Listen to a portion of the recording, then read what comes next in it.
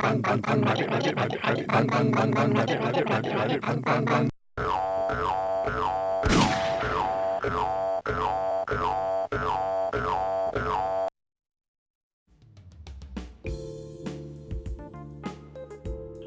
welcome back to Gary Keep It Simple.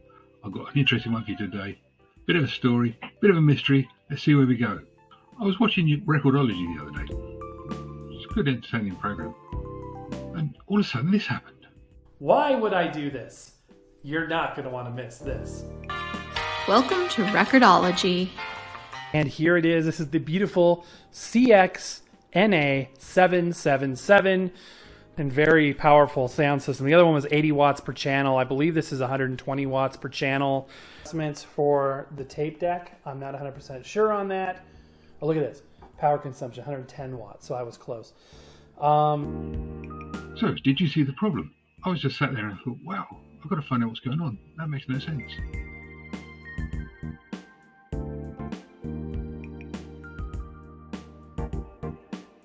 So the first thing I had to do was go onto the web, see if I could find out anything about this unit. So the first thing I found was this. And if you look at it, it's pretty interesting. Not sure the price is right, but hey, pretty good. I'm looking at this thing and I'm thinking, look at those numbers. What the hell? I can't believe that. These ones make more sense. They're quite believable. Looking at it, you can see this is a really good piece of kit. It's got 1-bit DAC, it's got loads of presets, it's got loads of power, got graphics, the works. By today's standards, it's excellent. When you look at this piece of kit, it is actually very good. It's got 68 watts plus 18 watts of power to the channels, RMS. And then there's another number. This is the one that I can't understand. 2,400 watts PMPO. That's 2,400 watts. That's 2.4 kilowatts of output. Don't know about anything else. I think we need a bigger power station. This is going to be an incredible journey.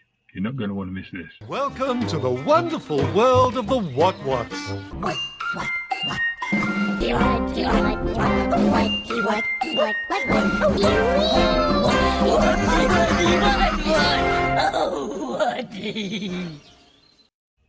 This is going to be a voyage of discovery. I'm not sure how we're going to go there or where we're going to end up. Let's see if we can find out what's going on here. If you thought about joining up the channel, now would be a good time to subscribe. So, starting at the beginning, this is what sound looks like. For simplicity, I'm just going to use a tone. Just so that we know what we're talking about, this is what a tone sounds like.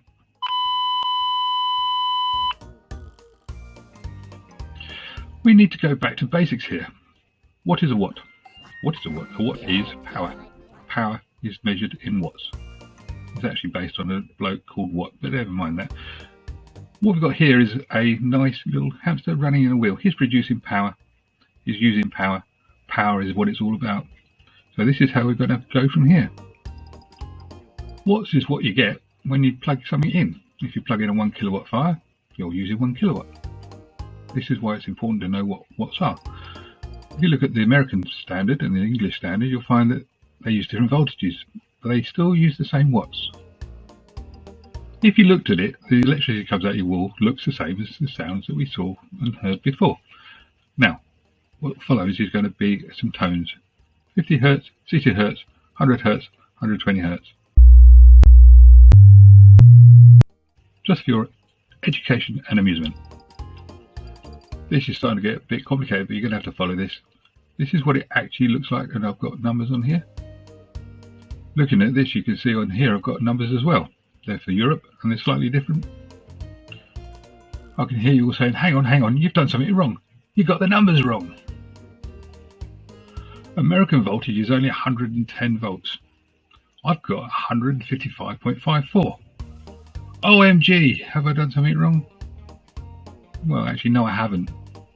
This is the bit you have to understand and you have to follow. This is the bit that's a little bit complicated. Do you remember this gorgeous thing? This is what started it all off. This is a version of it I got off the internet. This has got stickers on it that Recordology's one didn't have. So it is official. It is 2,400 watts or 2.4 kilowatts. This is where we end up doing some mountain climbing, or certainly going from one peak to another. We get into a more exciting bit now. It says 155.54 in one direction, 155.54 in the other direction. That's a peak-to-peak voltage of 311.08 volts. Wow, bet you didn't realise that. Do you have friends and colleagues who say things like, oh, it's only 110 volts? That's nothing to worry about. They're not correct. It is actually 311 volts. That's 311 volts peak to peak. That is why you need to be careful. Now in the UK, the numbers get even bigger. We have 240 volts, so we multiply it by 1.414. Sorry if I keep looking down, it's because that's when we've got the numbers. So 339.36 volts peak. That's from one point to the other. That makes 678.72 volts peak to peak. We're told to regard those as a big voltage when I went to college, because it is. And that's what you have to be careful of. Things are not always what they seem. RMS equals the root mean square. I can't really explain to you what exactly that means because it's maths and I'm not a maths teacher. Or, as the Americans would say, it's math and I'm not a math teacher. What I will do is I'll show you what it means on the next couple of slides. So here we go. This is a simple bit of trying to keep it simple. It's not simple because it's complicated, but that doesn't mean that it has to be complicated because we can make it simple. Whew, if you understood that, you're doing all right. No, seriously. What it is, RMS equals root mean square. The main voltages that you see, the 110 volts, etc., 240 volts, 230 volts, they're all RMS figures. And we'll get onto RMS in a minute. We've already said that when you get the voltage out of your wall socket, it's going in a nice sine wave in both directions. So what we do is we feed that straight into a transformer normally, and then that gets put into a rectifier. What a rectifier does is makes it all go in the same direction. But then you get these lumps on the top. You see, all these lumps. And that's where some of your problems start. As you can see on here, we've put it all in one direction, but you've got troughs, which means that where the troughs are, there's less electricity. And where the peaks are, there's more electricity. And so it has to be evened out. To get around the problem of there being the troughs and peaks, what actually happens is you have a little bit more electricity when there's on to make up for when there isn't so much, and overall it all works out the same. I've had to put this bit in so that nobody can complain that I haven't. But this is what you look at. This is what DC would look like, or battery power. 110 volts DC is only 110 volts. So looking at this one, you can see here, what's the power still? And it's still got the lumps. But the RMS figure, I'm going to look down now. The RMS figure is the value of the AC voltage that will produce the same heating effect, that's to say the power, as the DC would. It causes the same current flow and reads the same as on an old style voltmeter. The ratio is DC equals 0.707 times the peak of the AC. So what they're saying is roughly just under 3/4 of the peak is the equivalent in DC as what you'd have for the AC. And that will get a bulb to heat up to the same level, or an electric fire to heat up to the same amount of heat, or an electric motor to be able to push just as hard as another electric motor. So that's the important bit. It's a ratio. RMS is a ratio. Don't want to flog this too much, but you just need to simply understand the way it works. The numbers, 10 volts DC is same as 10 volts AC RMS. 10 volts AC RMS is 14.14 volts peak and 28.28 volts peak to peak. I'll stop there because it really does get too complicated if you keep thinking about it. These numbers are important when feeding transistors and semiconductors. The RMS value may sound okay, but the peak value may destroy the component. Diodes have a peak inverse voltage value. That's to say, a point at which they will be destroyed if you put more than a certain voltage on them. That is the max it can withstand. So 9 volts AC will destroy in minutes a diode with a PIV of 11 volts. 10 volts DC will work for years. It's quite important, but let's not bog down on it. Remember those lumps we were talking about on the top of the AC when you convert it to DC and you've got all the truffly bobbly billy bops? They are one of the reasons why these numbers can be variable. We'll get onto it in a second.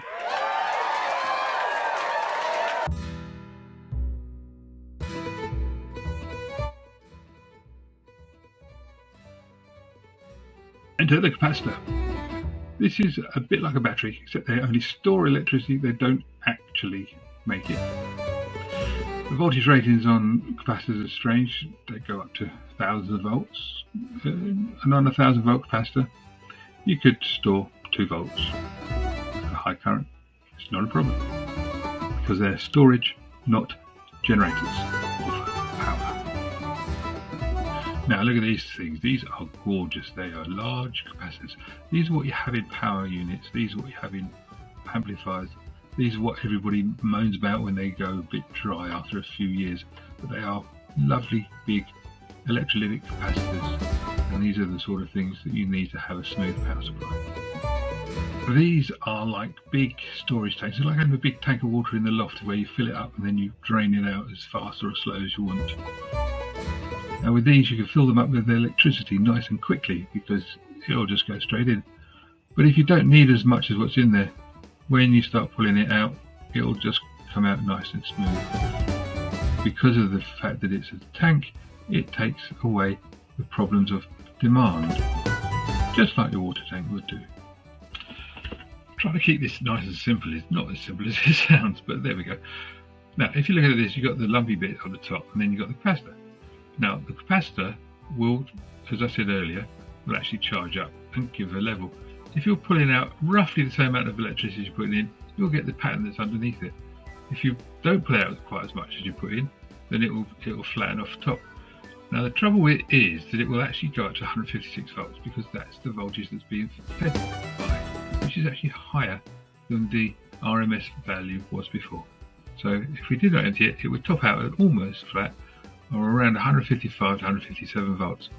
It depends, but let's not get too complicated. So here you see 2 capacitors, and if we had exactly the same current, so say the same amount of electricity being pulled by the circuit as in the first picture, but with the 2 capacitors, you'd get this much smoother, lumpy bit underneath. It would still only rise up to about the 155, 156 volts, but when you were pulling the power out of it, it wouldn't drop so far. So it could give you a much nicer, much smoother DC power. Less chance of hum. Now you can see where we're going. It looks even more like battery voltage. Now we're cooking with gas, as they say, except it's electric. So why don't we use lots and lots and lots of them? Well, I think there's a clue in the price. These ones were on a discount, $26 American dollars each. That's a lot of money. When you're talking about these things, if you use only a small amount of current, you can let one of them charge up, then you can pull off what you need, it'll be great. Where you start getting a problem is when you start pulling out more than one lot of power. If you pull a lot of power, then it starts to sag, so it would be better to have more of these capacitors. And that's where some of these figures come from, because hey, if it's sitting there doing not a lot most of the time, why don't we use it in the math, or maths, or calculations? You pick your discipline. This is where the problem comes, as you can see here. As you should load up the system by turning up the volume using more power, because you're driving the speakers, what would happen to the power supply is it would initially get a little bit lumpy, and then it would start to really sag. There's nothing you can do about it, the whole thing would start to collapse. All the way through this we've been assuming that there's going to be a certain voltage. Now, if you start running it really hard, you could well get the situation where the voltage is actually lower than what you're supplying it with, and that's when you start getting a problem here. The one on the left shows this pure sine wave. The one on the right shows what would happen if you start to make the power supply sag. What happens is you lose the peak, so you lose the power, but as it drops, it would then widen off. And so the waveform actually changes shape. It doesn't just get smaller, it changes shape, and that is harmonic distortion. If you had 2 capacitors instead of 1 capacitor, it would take longer for it to pull out the current and to drop. that means you can actually pull more power for longer. And that's what they do. They put into the power supplies, they put extra capacitors, which means that you've got nice smooth power for most of the time. Now the figures are starting to get a little bit, whoa, not quite straight. And I'll explain later. I have to sound a note of caution here, because this is where we start getting into some complications. Because of the way the waveform changes, you will get a slightly different sound coming out of the speakers. It will be a little more shrill. There'll be some high frequency content. If you drive it harder and harder and harder, it will flatten off the top of the waveform. The top of the waveform is where the high frequencies are. If you cut it off, you'll get far more high frequencies. Now, on this unit, they've got 68 watts to drive the bass unit. That's to get you the boom, boom, boom. It's a woofer. But you've also got 18 watts to drive the high frequencies. Now, ordinarily, a balanced signal goes in, it's not a problem, everything's tickety-boo. But if within the amplifier, you've now got high power signals which are of the wrong frequency range, you can end up putting out of your system an enormous amount of frequencies that shouldn't be there with power. And that's when people start blowing their speakers up. Not because they've turned it up too loud, but because it has just not got enough power to drive them. And so what actually happens is the speakers get destroyed by the flat and wrong shaped signal. Wouldn't normally happen, but it happens when you use distortion. And that's the problem that you've got to try and be aware of. And that's partly what they're playing to with these figures. I keep on coming back to it, but these figures are starting to get a bit woo.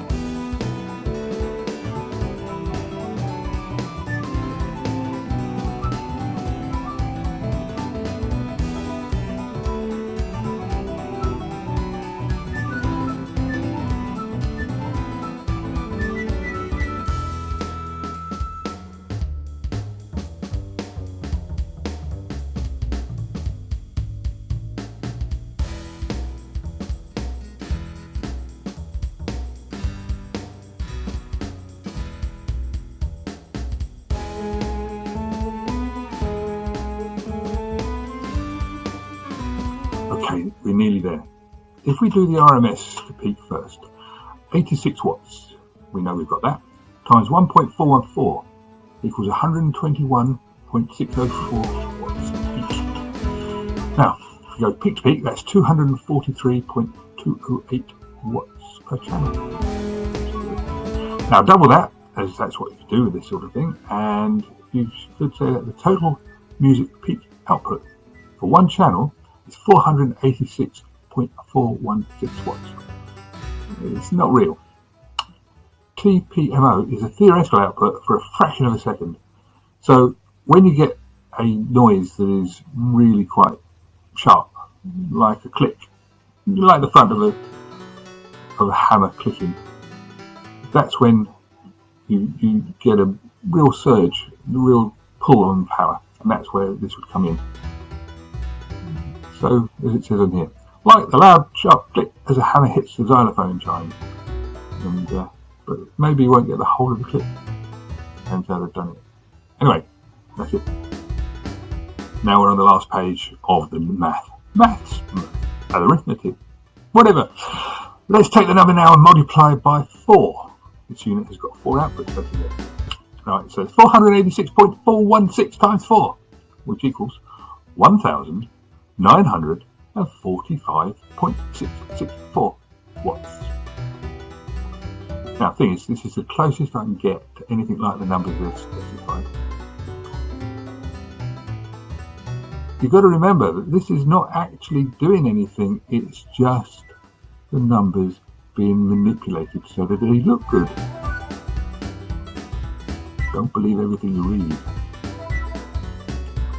Now, we've finished all the maths, and what's more, the rated power of the unit is only with one channel running. We know that because of the rated power on the back panel, it's 110 watts. In the operating manual, it says 110 watts.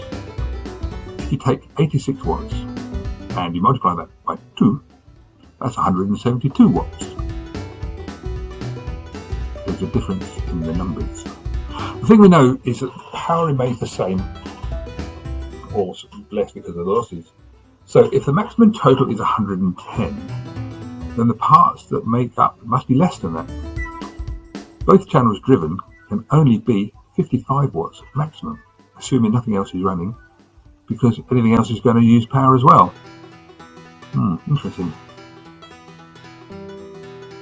Now we need to look at the figures a slightly different way, the way the specifications are written. Remember this one?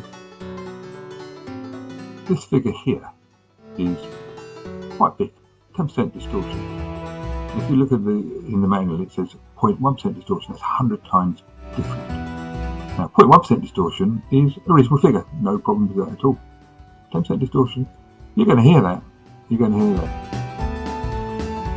Right, here we go. The reality is that the unit can, with good clean sound and a clear conscience, run at around 50 watts per channel.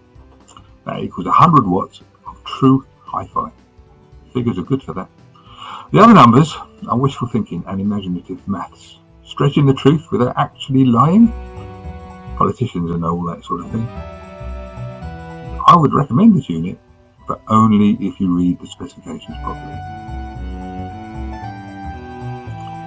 Ooh, there we go. Right, this is the end of it now. Well, nearly. I've got one more clip for you to see, and I'd like to thank, before we do that, Recordology, because he allowed me to use the clips specifically in this video, and just to illustrate the point. Now, this one, last one, is from a very recent piece of equipment, and it just goes to show not a lot has changed. This is the NAXA NPB 428 portable MP3/CD player with cassette recorder, built-in USB input, aux input, a remote control. Okay, we got an 8-watt speaker and a good length. Looking through the manual, in this case you really get the sense that they're showing you how to keep it, how to take care of it. It's just a bummer that it didn't work out that way. Interesting. DC bias, not a huge surprise.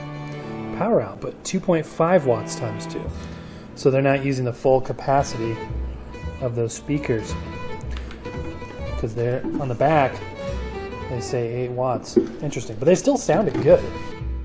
Okay, finally, 2.5 watts RMS times 1.414 equals 3.535 watts peak. Now multiply that by 2 and you get 7.7 watts peak to peak. The figure of 8 watts, that's reasonable, and it's to give you a bit of safety for the speakers. So if you work it backwards, you'll see that 8 watts divided by 2 equals 4.